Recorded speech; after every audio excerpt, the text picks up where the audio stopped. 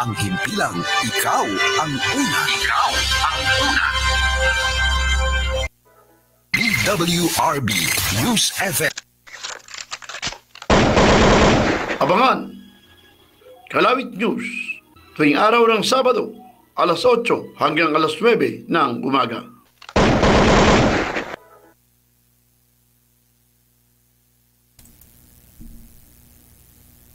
Yes, magandang umaga mga kababayan, magandang umaga Luzon, Visayas, Mindanao, hanggang sa ibayong dagat. Una, nagpapasalamat tayo Luzon, Visayas, Mindanao. Pansamantala po, ako ang inyong mga kasama, si Edwin Moreno sa programang Kalawit News. Dito lang po sa TWRB 103.9 News FM. Ika nga ay ikaw ang una sa lahat ng balita. At siyempre pa, pinasasalamatan din natin yung ating engineer. Ika nga, wala tayo rito kung wala siya na kagapay natin sa loob ng isang oras. Una, sinasabi, makikibalita muna tayo. At tatalakay natin itong sinasabing 5-minute response na hindi absolute. Ito ang inayag ni Philippine National Police sa PNP Chief General Nicolas Torre III. Matapos na iulat ng Operation Center ng PNP na mayroong 4 na reyon sa bansa ang nakapagtala ng average na 6-minute response time sa emergency 911 sa nakalipas na 2 linggo. Bukod mga kababayan sa pulong balitaan sa Kapoklami kahapon, sinabi nito rin na binigyan niya ng guidance ang kapulisan dahil ang 5-minute response ayon sa PNP Chief ay hindi absolute at kinagamitan umano ito ng diskarte depende sa sitwasyon. Dagdag pa nito rin, hindi porke lumagpas ng 5 minuto ang response time ay mali na agad. Dahil marami niyang tactical consideration, hindi rin niya pareho ang sistema sa mga reyon mula sa Batanes hanggang Hulo. Pinigyan din pa nito rin na dapat ang mga commanders on the ground ay tama ang assessment, tama ang pagresponde at sistema na pinatutupad. Banggit pa ng PNP Chief ang absolute 5-minute response niya ay pinatutupad lang sa mga lugar na gaya ng center o sa lungsod. Correct.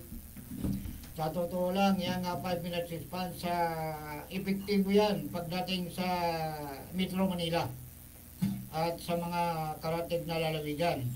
Pero pagka nasa bahagi ng Hulo-Sulo, iba ho ang sitwasyon sa mga ganong lugar, lalo na sa Batanes, sa bahagi ng Region 4B, dyan sa bahagi ng Palawan. Iba po ang 5-minute response. Kaya tama itong sinasabi ni PNP Chief na huwag natin igaya sa Metro Manila. Tiniyak naman ng hepe ng pambansang pulisyan sa publiko na darating niya ang pulis sa reasonabling oras kapag mayroong emergency.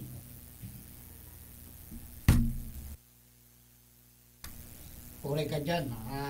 Alam mo, yung nakaraang araw, nagkaroon ng demo. Yung high-tech na E911 o emergency response time dyan sa command center ng PNP sa Kapoklami.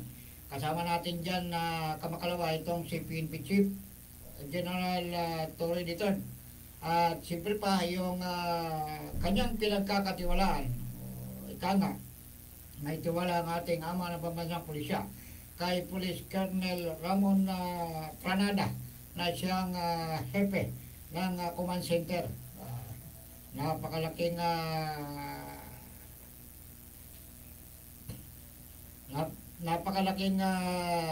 responsibilidad ang inatang kay Colonel Pranada dahil Hindi lang ito sa bahagi ng Metro Manila, kundi ito'y sa bahagi ng Luzon at Visayas Mindanao, yung 5 minutes response.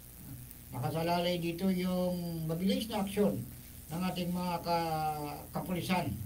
Sa tawag ng tungkulin, sinabi naman itong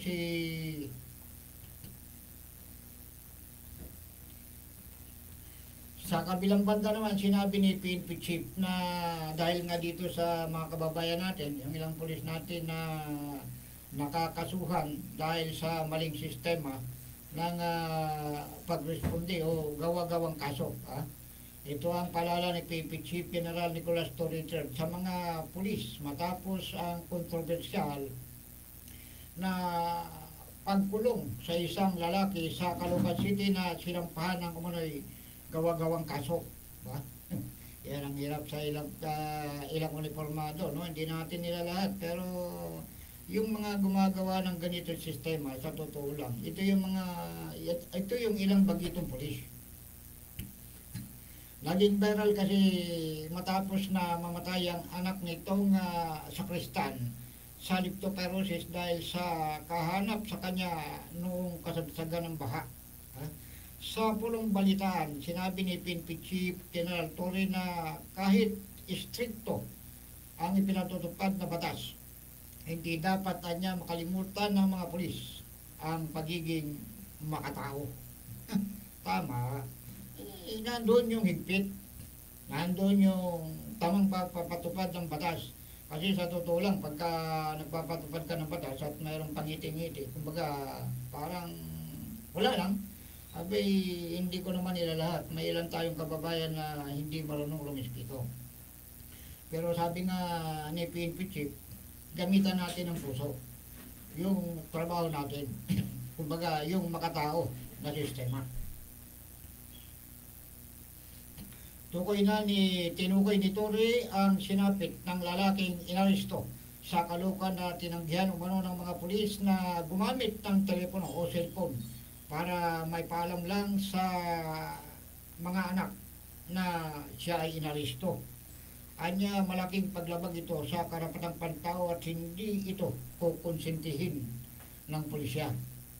Ay, tama dyan. Kahapon lang, isa na ng mga PNP opisyal, PNP opisyal ng PNP Highway Patrol Group, nabalita nito, pumasok ito sa balita nila kasamang Philip Salina at kasamang Jimmy. Yung isang police colonel, si Colonel Istolano, nantaki mong binulsa yung 7 million. Ito'y base doon sa reklamo ng kanyang 5 tauhan, o 5 kasama dyan sa National Police Commission o NAPOLCOM. Mandangan lamang kasi noong nakaraang linggo, merong isang nagngangalang Habil na lumabag sa batas trapiko. Dahil sabi, gumamit ng wangwang na hindi naman otorisado. Pinara ng mga tauhan ni Istolano at ni Istolano ang nabanggit na driver. Dito na kuhanan ng iba't ibang matataas na kalibre ng baril, kasama na yung explosive. Batay sa kwento, gumawa umano ng pakikipag-areglo itong abogado ng biktima. Senaryo, nagbigay na sabi, nagkaroon o nagkaloob ng 7 milyong piso sa 3 sistema. Una, para bigyan ng VIP treatment yung nakakulong. Pangalawa, para babaan ang kaso o para bumaba ang kaso. Grabe. Pero nitong bandang huli, na pag-alaman ng 5 kasamaan nitong si Colonel Istolano na binulsa niya yung 7 milyong pesos, bagay na hindi dapat. Kaya ayun ang bama, hinatuhan. At pinihiling pa sa NAPOLCOM na hanggat maaari abay tanggalin ito sa serbisyo. Hindi natin nila lahat. Marami pa namang matitinong pulis. At sa totoo lang, yung pinatutupad na direktiba ng butihing PNP Chief Nicolas Torre III abay talagang istrikto. Ang hindi natin malaman at hindi natin lubos mawari, bakit may ilang uniformadong ganito? Grabe nga, ha? Tabi-tabi po. Ang tamaan, huwag magagalit, tila utak polboron. Talaga dalawa, no? Grabe na ito.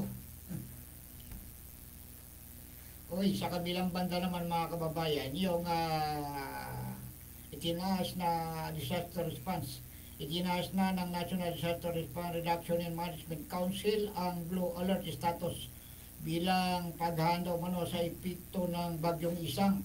O bagay, nakakaranas tayo ng mga pagulan mula pa nung isang araw. Sa ilalim ng Memorandum number 214 series of 2025 na nilagdaan Agosto 22, epektibo mula alas 12 na tanghali ang pinaigting na alerto. Nangangahulugan mga kababayan ang Blue Alert ng karagdagang duty officers o sa National Disaster Risk Reduction and Management Council, kabilang sa mga pinasasakdulo sa operasyon ng tanggapan ay ang mga dagdag na tauhan mula sa Armed Forces of the Philippines, Philippine National Police, Philippine Coast Guard at iba pa, o iba pang ahensya. Sa pamamagitan nito o pamamagitan niya nito ay mas mahigpit na ang monitoring at koordinasyon para sa pagresponde sakaling kailanganin.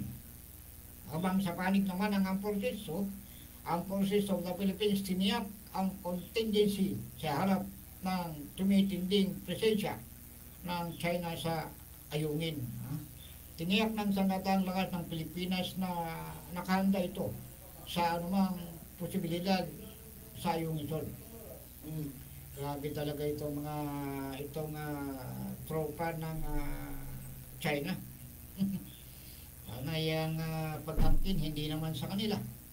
Kasunod ito ng pagtindi ng aktibidad ng China sa paligid ng teritoryo kung saan nakasadsad umano ang Philippine Navy warship na BRP Sierra Madre. Ayon kay ang Forces Public Affairs Chief Colonel Cerces Trinidad, may mga nakalatag na contingencies ang militar sa harap ng dumaraming asit ng mga Chino sa lugar mula Agosto 20. Abay, grabe. Nagdagdag, ibig sabihin, nagdagdag ito ng pwersa. Batay sa monitoring ng Maritime Domain Awareness ng Forces of the Philippines, makikita ang ilang fastcraft at rigged hull, inflatable boat na may mga karagdagan umanong armadong Chinese personnel. Ilan pa sa mga ito ang nagtangka umanong lumapit sa BRP Sierra Madre, pero naitaboy ng mga naka-rubber boat na Pilipino. Tanaw rin umano sa mga kuha ng Forces of the Philippines na umaaligid sa teritoryo ang isang unmanned aerial drone at isang rotary aircraft o chopper mula sa China. Grabe mga kababayan, hindi na tayo napapanatag samantalang sa arbitral ruling tayo ang nagmamay-ari ng West Philippine Sea. Gayon din kita sa bisinidad ang tila pagpapraktis sa water cannon ng China Coast Guard at pagladlad ng lambat ng mga Chinese Maritime Militia. Sumatotal mga kababayan, ani Trinidad aabot sa 5 Chinese Coast Guard, 11 passboat, 9 na Maritime Militia at 2 air asset ang minomonitor sa Ayungin. Grabe. Sa bahagi naman ng Philippine Navy, ito yung Philippine Navy, lumahok sa Asian Fleet Review sa Malaysia. Kita mo? Yan mga kababayan. Sama-samang naglagay o sama-samang naglayag ang mga barkong pandigma ng bansa sa Timog Silangang Asya. Ito'y sa isinagawang Asian Fleet Review 2025 sa karagatan sakop ng Pinang, Malaysia. Ayon sa Philippine Navy, bahagi ito ng Asian Multilateral Naval Exercise para sa taong ito. Pinangunahan ng Royal Malaysian Navy ang kasama ang 10 naval vessel mula sa Asian country. Ang paglalayag ayon pa sa Navy ay pagpapakita ng pakikisa sa layuning paigtingin ang interoperability ng mga bansa sa Asia. Yan. Ha? So, tuloy-tuloy yung pagsasanay at yung pakikisa ng Asian country sa ating bansa.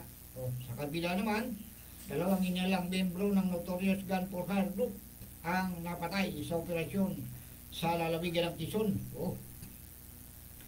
Patay ang dalawang hininalang membro ng Notorious Gun for Hire Group matapos ang bypass operation na nawi sa bulan at enkwentro sa Kalawan, Quezon kahapon.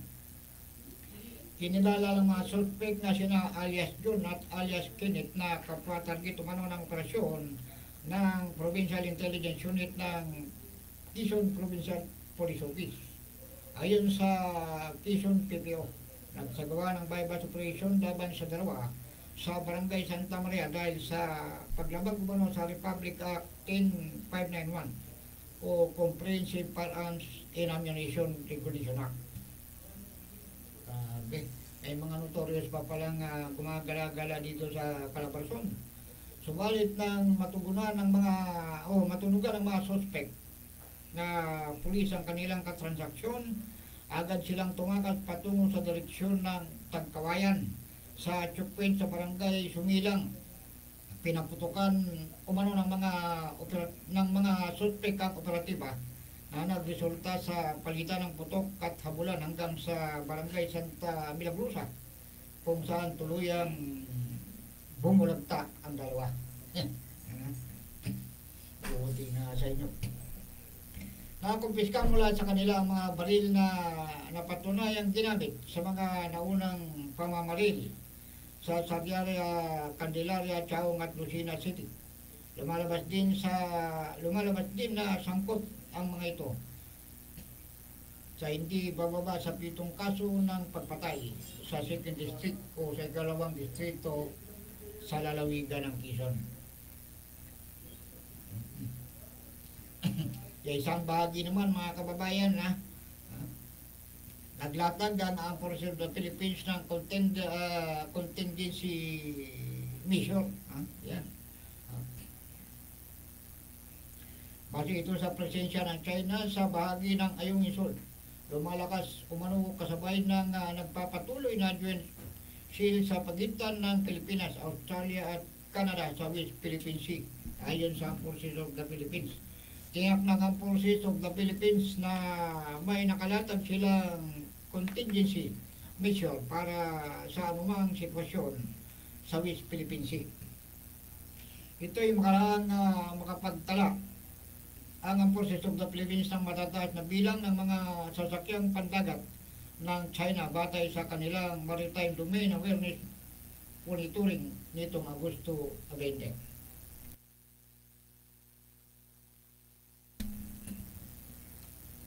Pinakamarami umano sa mga ito ang rigid hull table boat na nasa 11, nasa 9 naman ng Chinese Maritime Militia Vessel habang 5 ang mga barko ng Chinese Coast Guard.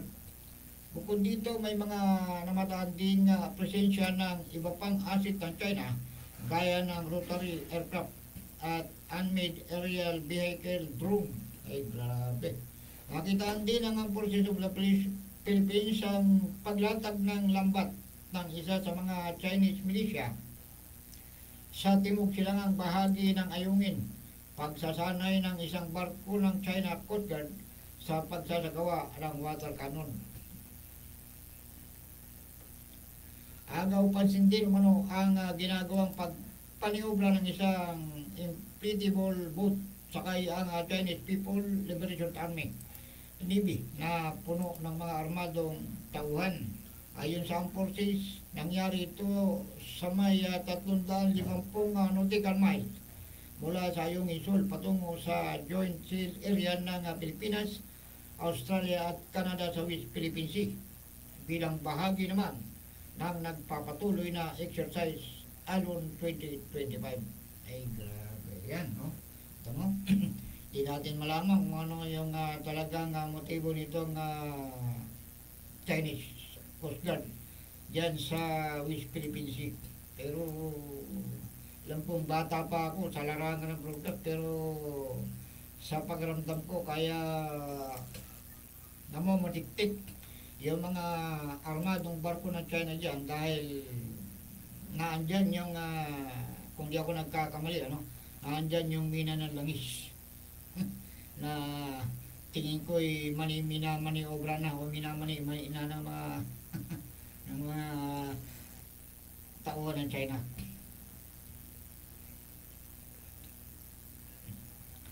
Pinaigting naman ng cyber defense partnership sa pamamagitan ng 3 araw na cyber security meeting sa cyber workshop ng Philippine Army at Royal Thai ang nabanggit na security measure o cyber security measure. Mas pinagting pa ng Philippine Army at Royal Thai Army sa ugnayan sa pagitan ng dalawang bansa sa usapin ng cyber security.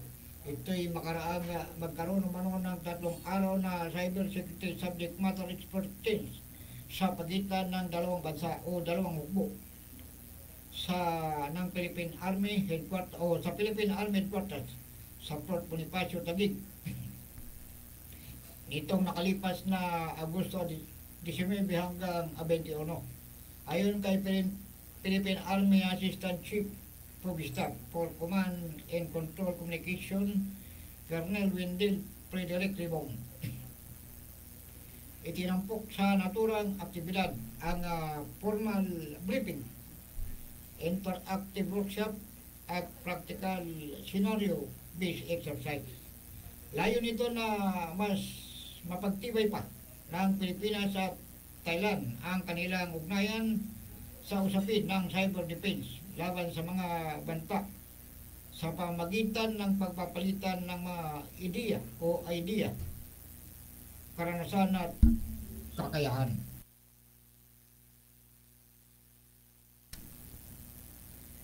Inaasahan naman ng dalawang hukbo na magtutuloy-tuloy ang mga ganitong pagsasanay upang maging handa at matugunan ang mga umuusbong na banta at hamon sa cyber security. Ayan, Kantang mga balita. Iba't ibang senaryo. May mga kababayan talaga tayo na dapat lang napaigtingin pa ng ang proses yung pagbabantay natin dyan sa ating karagatan sa West Philippine Sea. Napakaraming samot-saring mga issue, balita na pumapaloob dito sa ating bansa. Katulad na lamang yung issue na naman ng flood control. Yung Ghost Project na kamakailan na tinungo ng ating mahal na Pangulong Ferdinand Bongbong Marcos Jr. dyan sa bahagi ng Bulacan. Ilang milyon yun? Ilang bilyon? 55.6 billion Ghost Project. Ayon sa pagkakasabi ng Pangulo, wala daw siyang nakita kahit isang pirasong hollow block. Diba dapat yung imbestigahan dito yung ilang local government unit, congressman, at sigit sa lahat yung Department of Public Works and Highway, yung namumuno sa Department of Public Works and Highway. Mantakin mo, dineklarang 100% na tapos yung proyekto. Pero nung bisitahin ng Pangulo, kahit yata isang hollow block wala siyang nakita. Anong klase naman mayroon tayo? Kailan kaya mawawala yung ganitong mga hindi ko naman nilalat, Kailan kaya mawawala yung ilang magnanakaw sa gobyerno? Patawarin ako ha, tama-tama bato-bato sa langit, ang tamaan huwag magagalit. Hindi magkakaroon ng ganyang klase ng kapalpakan kung walang kasabwat. Kaya tama ang Pangulo na dapat lang imbestigahan. Ha? Sabi nga niya, may mga gugulong na ulo, may masisibak sa trabaho pagka napatunayang sangkot sa manumalyang GOOS project o yung flood control project. Huwag na tayo lumayo. Kamakailan lang itong si Senador Rodante Marcolita lumalabas yung litid sa lalamunan sa matinding galit. Bakit kanyo? Ang tayo nga nakatira dyan sa bahagi ng Katipulo. Pagka umulan daw ng 30 minutos hanggang 1 oras, hindi na siya makakaraan dahil lubog na sa baha yung kanilang lugar. Kasi naman, mayroon daw palpak na interceptor project ang Department of Public Works and Highway sa lungsod ng Antipolo. Nasa bahagi daw ito ng La Colina at Mayamot kung saan ang tuloy-tuloy na bahagi o takbo ng tubig ay sa bahagi naman ng 24 na villages sa bayan ng Cainta dito sa bahagi ng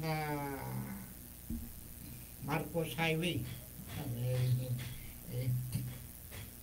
Ano naman kaya yung ginagawa ang investigasyon dito o nitong First District, Rizal First District Engineer na si Porfirio Cleopas at Assistant District Engineer Leonardo Salvadora.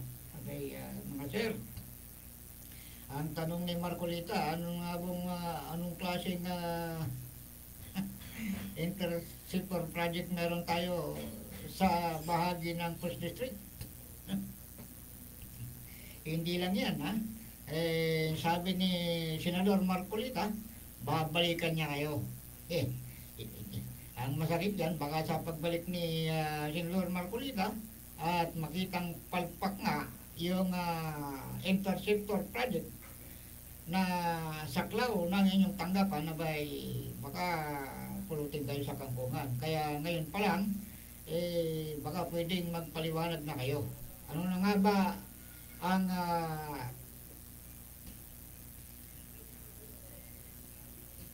nangyari dyan sa interceptor project na yan? Mayroon na bang development? May aasahan na ba ang tambayan na magandang kalalabasan o kinalabasan? Uy, tika mga kababayan, alas 8:33 na ng umaga. Magpakilala muna tayo ng ating himpilan.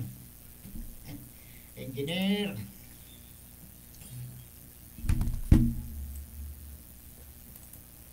WRB News FM 103.9. Ang himpilang magbibigay ng mga impormasyon sa larangan ng edukasyon, kalusugan, pangsakahan, kapaligiran, musika, natatanging kaalaman, at mga pinakahuli at sariwang balita sa loob at labas ng bansa. DWRB News FM. Ang himpilang ikaw ang una. Ikaw ang una. WRB News FM 103.9. Ang himpilang magbibigay ng mga impormasyon sa larangan ng edukasyon, kalusugan, pangsakahan, kapaligiran, musika, natatanging kaalaman, at mga pinakahuli at sariwang balita sa loob at labas ng bansa. DWRB News FM. Ang himpilang ikaw ang una. Ikaw ang una. Abangan Kalawit News tuwing araw ng Sabado, alas 8 hanggang alas 9 ng umaga. Guys, good morning mga kababayan.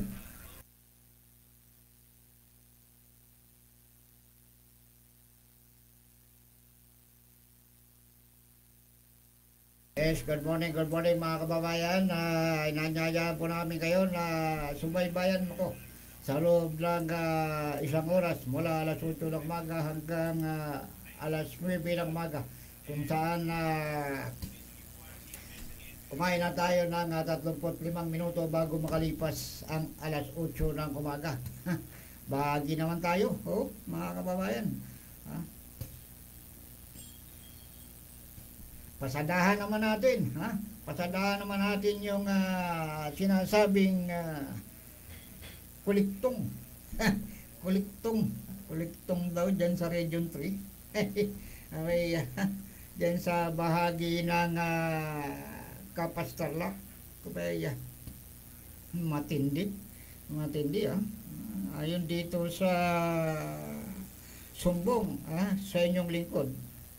Ang kumikilos daw dyan, ang kapustahan daw dyan, yung sumisira sa malinis na pangalan ng butihing direktor ng Region 3 na si Police Regional Director, Police Brigadier General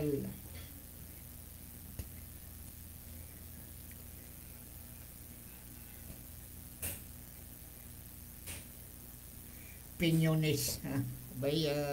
Sa totoo lang, maganda ang track record nitong si General Piñones pagdating sa serbisyo publiko. Hindi matatawaran ang makataong serbisyo nito. Pero pagka may ilan na sumisira, yan ang dapat niyang imbestigahan.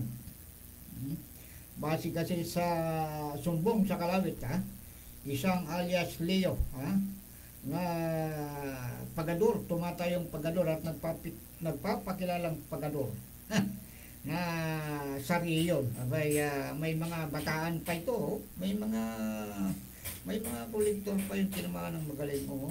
Sina alias Ricky Baho, alias Ding Per, alias Sergeant Gonzales, Python Jojo, Jerome, Senior, at yan na ginagamit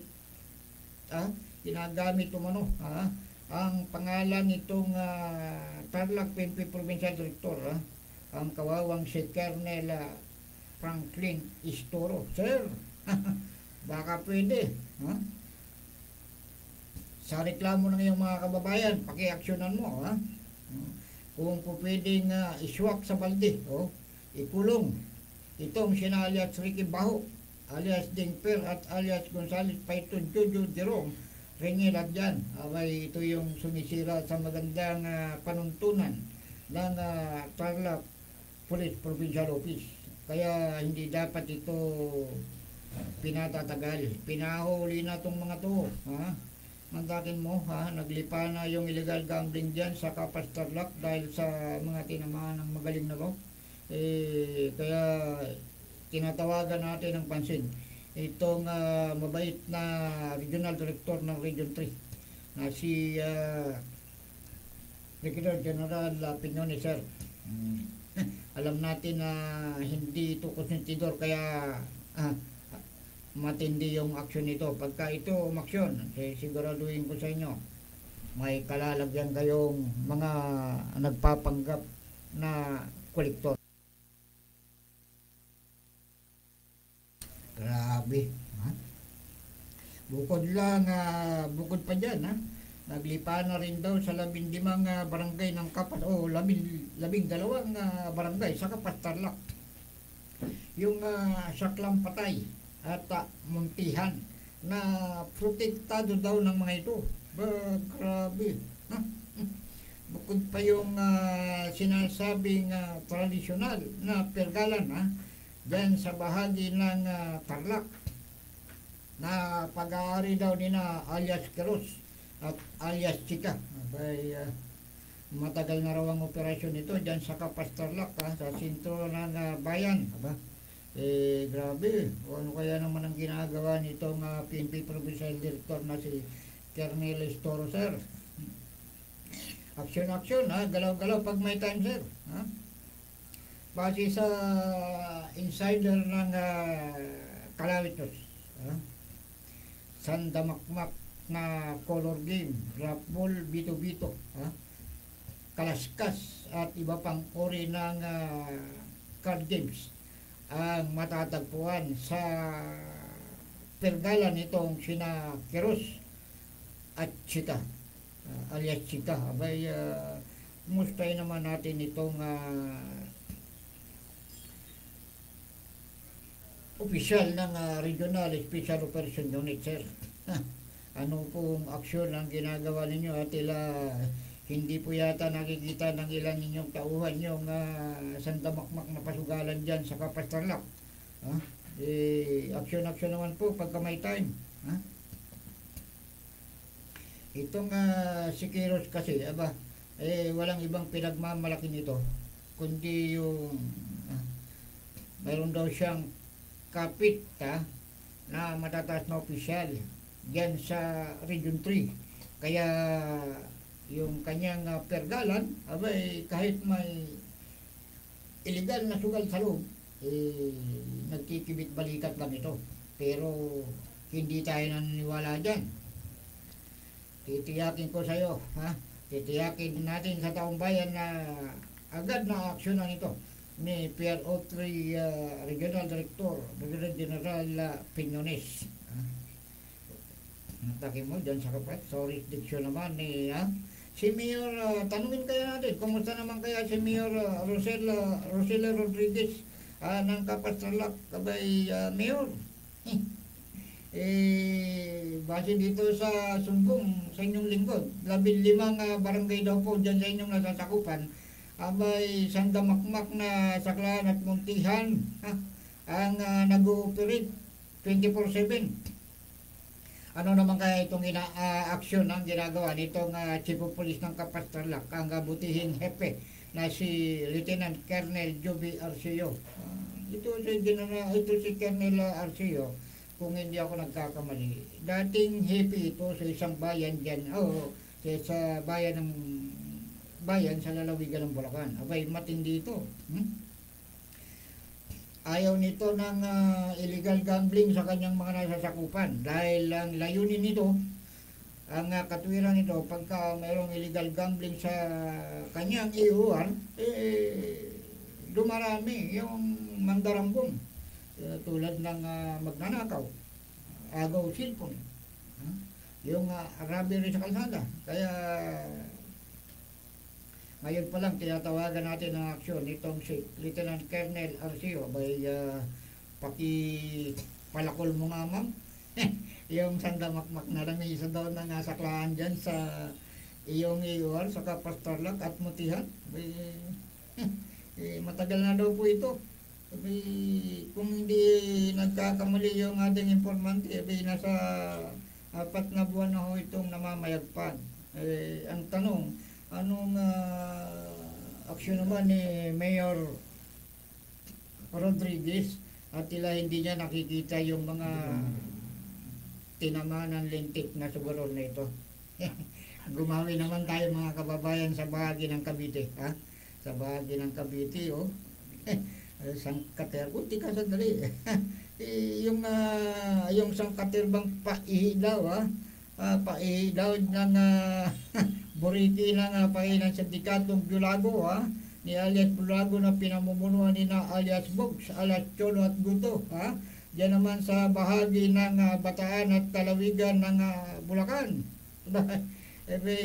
Garapalan daw yung monopolyo ng Buriti at painan with petroleum smuggling dyan sa Bataan at Bulacan. Tika. Sumbong natin yan, kaya PRO3 Regional Director Brigadier General Piñones, sir. Ito, sir, Yan, sir, para sa inyong kaalaman. Itong si alias Bulago raw ang namumuno ng Pilferage Group dyan sa bahagi ng Buritian System, dyan sa bahagi ng Bataan, Bataan at lalawigan ng Bulacan, na pinatatakbo pinamumunuan itong sina alias Bog, Cholo at Guto. Kung hindi pa ako nagkakamali, dekada nang nag-ooperate ito dahil itong sina Bogs, sina Bogs, Cholo at Guto ay matagal na po itong nag-ooperate, hindi lang sa bahagi ng Region 3, kundi sa bahagi pa rin ng Calabarzon 4A. Matindi ito, matindi ang negosyo nitong illegal na negosyo nitong Pai at Buriki. Sa totoo lang, nakarating pa ito sa Carmona City, Cavite, sa barangay San Isidro sa bayan ng Candelaria, Quezon, sa lalawigan ng Quezon. Ito, ino-operate daw naman ito ni na alias Amang at alias Aldo, yan sa barangay Bangkal, Carmona. Tika, ano naman kaya yung ginagawa ng PNP Provincial Director ng Cavite dyan, sir? Baka Huwag ka maingay, baka marinig ni PD. Tika, binubulong ko lang. Binubulong ko lang, sir. Baka hindi po nakakarating sa kaalaman mo. Matindi yan, Itong sina alias Aldo raw, alias Aldo ang nagpapatakbo dyan sa Carmona, Cavite. Sama mo na rin, sir, yung saklang patay na ino-operate nitong si Kaimong, Kaimong at Francis, diyan sa bahagi ng lalawigan ng Cavite. Pinagmamalaki nitong si Francis. Kapituko daw siya, meron daw siyang kapituko diyan sa loob ng Cavite Police Provincial Office. Baka pwedeng pakikapamungayan, sir, at mabatukan sa ulo. Mantakin mo ang laban nyo pagdating sa iba't ibang uri ng pasugalan, restricted sa lalawigan ninyo, pero may nakakalusot dahil nga sa may ilan kayong tauhan na nagpoproteksyon, nagbibigay ng proteksyon dito kay Minong at dito kay alias Francis. Matindi.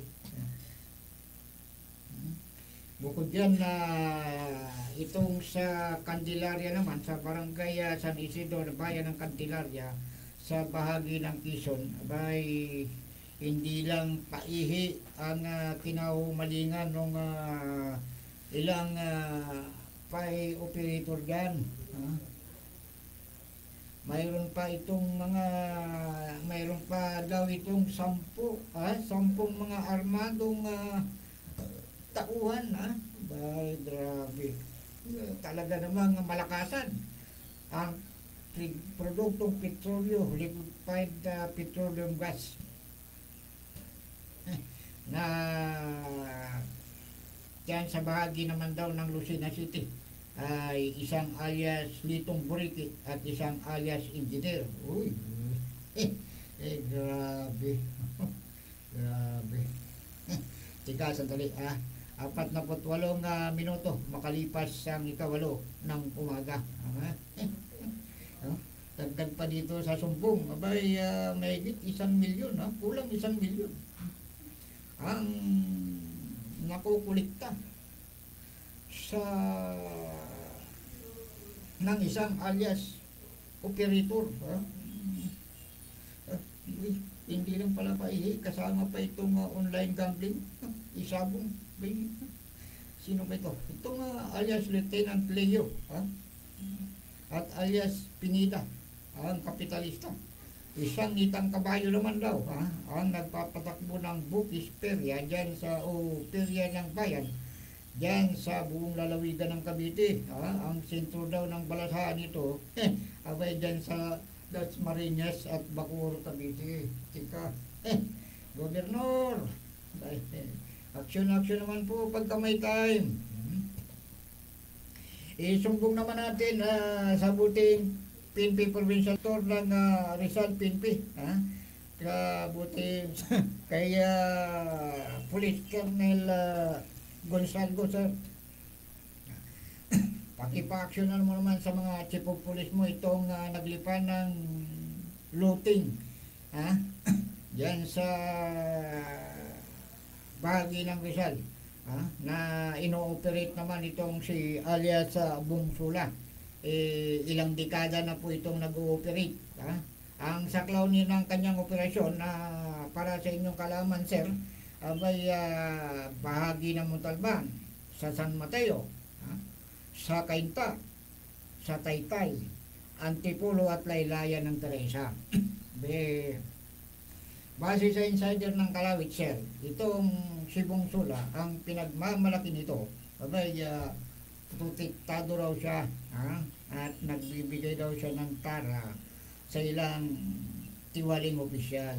Abay, ang alam ko, ilang Bungsula, dahil galit dyan si ang buting PNP Provincial Director, si Colonel Gonsalvo, galit sa mga ganyang uri ng illegal gambling. Sa totoo lang, sinasabi niyang bawal sa kanyang area yung ganyang kasugalan. At sisiguraduhin ko sa iyo, hindi makakaligtas yung mga kabo at kubrador. Dahil itong si Colonel Gonsalvo, para sa kaalaman ng lahat, dating nakatalaga sa intelligence dyan sa Campo Rame. Kaya bukas makalawa, siguraduhin ko sa iyo, sangkaterbang mga kubrador ang nandyan sa kulungan ng Rizal PNP Command. Sa bahagi naman ng dito pa sa bahagi ng ano pa ito, dito, yung itika, sandali, yung alias Bukis Conwiting, na may 3 bulan naman sa bahagi ng lalawigan ng Rizal, itong si alias Janyap, sir, alias Janyap, ang base sa reklamo, yung kalahati daw nito, ang takbo ng kanyang negosyo abay semi-legal. Mayroong legal at mayroong illegal. Bakit nasabing may legal at may illegal? Base sa informasyon na ipinaabot sa inyong lingkod, nagbibigay daw ng tara sa ilang tiwaling tauhan ng istasyon, itong si alias Janyap. Ibig sabihin, pagka nagbibigay ka ng lingguang tara, may illegal ka. Di ba? Para sa kaalaman ng mga chief of police at ang buting PNP Provincial Director na si Colonel Gonsalvo, sir, pamonitor nyo sa mga tao nyo yan, sa mga chief of police nyo, pahuli nyo yan, nakakasira yan sa magandang layunin ng Rizal PNP Command. Sa totoo lang, bawal yan. Kaya naniwala tayo na bukas makalawa ipatatrabaho yan ng buting PNP Provincial Director sa kanya mga chief of police para mawala na yung salot na looting at Bukis Conwiting sa lalawigan ng Rizal. Sa bahagi naman ng Batangas,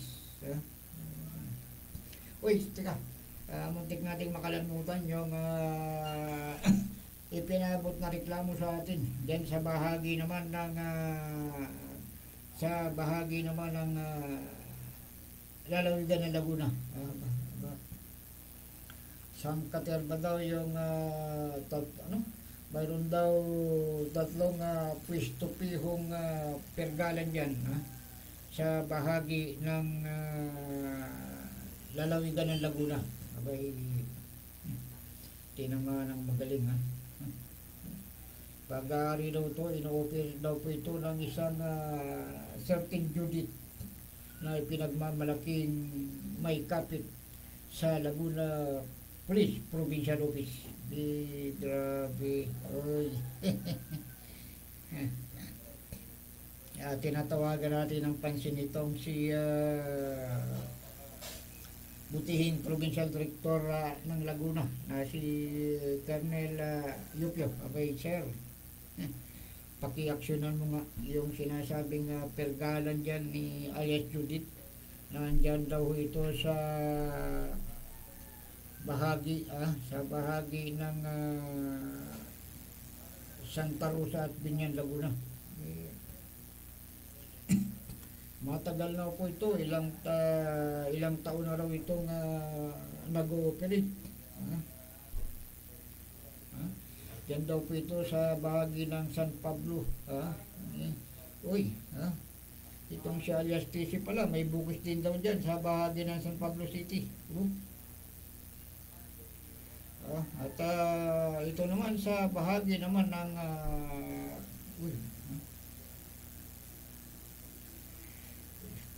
ito namang mga bus operator, Jason, Timmy, Mayor alias Mayor Osil, alias Orlando, alias Amante at alias Angki ng Lelio, Alaminos sa Laguna.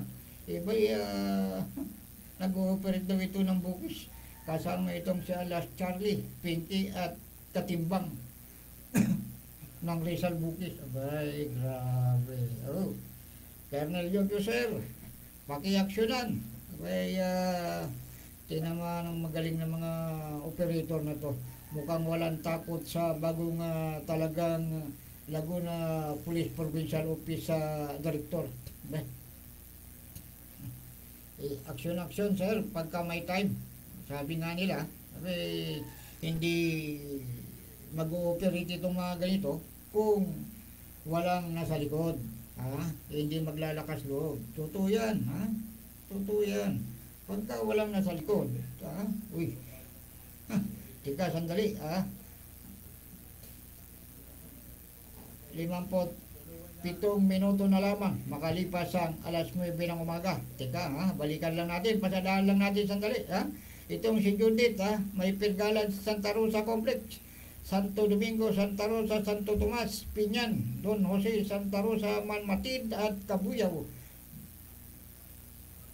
alias Bibitoy sa Santo Cristo, San Pablo.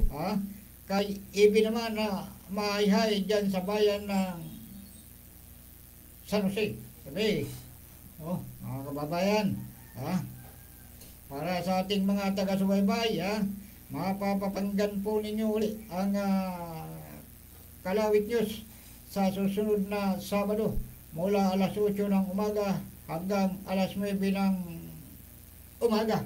Pansamantala po, mama po ang inyong habang lingkod at maraming salamat po sa loob ng isang oras ninyong pagsubaybay. Sa tutang mapapakinggan nyo kami o mapapakinggan nyo ako sa TWRB 103.9 News FM. Mapapanood sa YouTube at sa Facebook Live. Yan abangan nyo para sa karagdagang mga impormasyon sa sunod na Sabado. Kasunod tayo ng programang The Observer News ng ating kumparing si Felix Tambonggo at Jimmy Maulay. Tuwing araw ng Sabado. At pagdating naman ng alas 7 hanggang alas 8, andyan naman ng programang Balitang Kongreso. Na siyempre pa kasama yung ating boss dyan, si Boss Rene. At si kasamang Felix Tambonggo. Engineer, para sa kaalaman ng lahat.